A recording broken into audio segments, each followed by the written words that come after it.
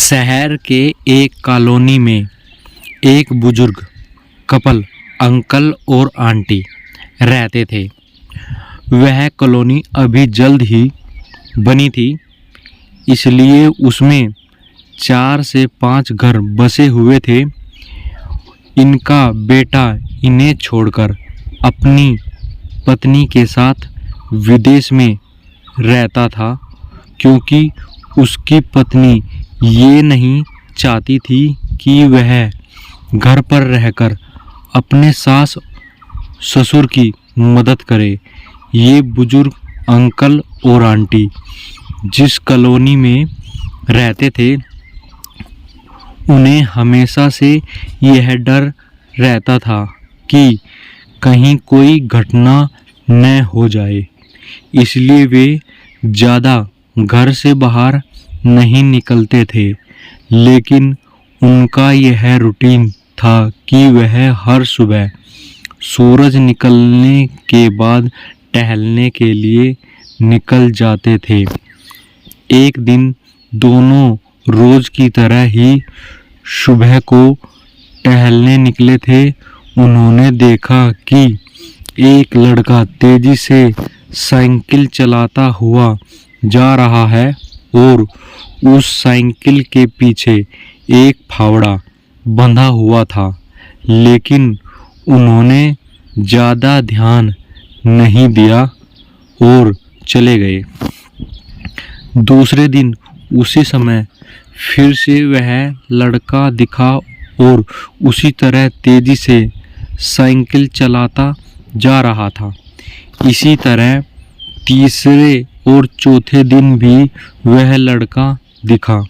5वें दिन आंटी जी ने अंकल जी से पूछा कि ये लड़का हर रोज़ सुबह इसी समय तेज़ी से साइकिल चलाते हुए जाता है। मुझे लगता है कि कुछ गड़बड़ है। कहीं ये लड़का कोई गलत काम करने तो नहीं जा रहा है। लेकिन अंकल जी ने मना कर दिया कि जा रहा होगा कहीं, हमें क्या। परंतु आंटी जी बोली, हमको देखना चाहिए कि हमारे कॉलोनी में कोई गड़बड़ तो नहीं। अंकल जी बोले, ठीक है। अगले दिन हम इस लड़के का पीछा करेंगे और देखेंगे कि ये जा कहाँ रहा है। अगले दिन सुबह को फिर से वो लड़का तेजी से साइकिल चलाता निकला। उनके पीछे अंकल और आंटी जी भी गई। उन्होंने देखा कि थोड़ी दूर जाने के बाद वह लड़का एक पेड़ के पास साइकिल खड़ी कर दी।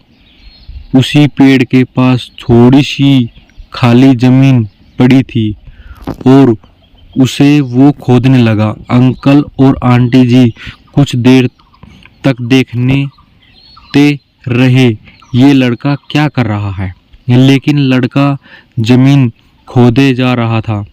कुछ देर बाद उन्होंने लड़के से पूछा कि आप ये जमीन क्यों खोद रहे हो। लड़के ने मुस्कुराते हुए कहा कि अंकल जी, मैं आप दोनों को रोज देखता हूँ, लेकिन आपको मुझसे डरने की ज़रूरत नहीं। और यह ज़मीन इसलिए खोद रहा हूँ कि मेरी नई नई नौकरी लगी है। अंकल जी ने पूछा, कहाँ नौकरी लगी है? ऐसा कौन सा काम है जिसमें ज़मीन खोदनी है?